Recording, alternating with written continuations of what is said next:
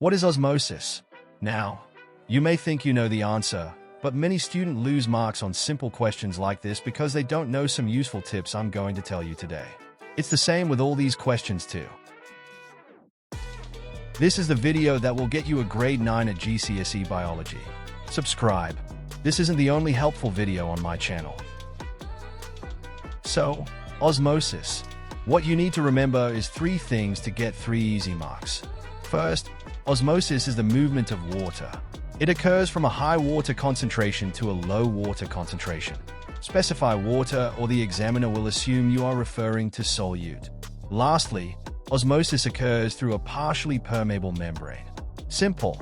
Next question. Explain the stages of mitosis. Students often forget the stages of mitosis, so use this acronym to help you. PMAT. It stands for prophase, metaphase, anaphase, and telophase, the 4 stages. This diagram helpfully shows the stages visually. Next question then, explain how a vaccine works. For this, remember the 4 easy steps on screen. This question is an easy one just to forget with the amount of other stuff you learn.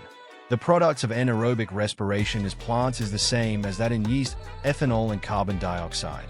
In fact, a lot of plant questions cause problems. Like this one. The palisade mesophyll contains a lot of chloroplasts and is located near the top of the leaf. The spongy mesophyll has a lot of air gaps. Transpiration is the movement of water in a plant, and translocation is the movement of sugars like glucose. They are very similar sounding and looking words, so don't get mixed up. If you're looking for more helpful GCSE tips, subscribe to the channel. It's totally free.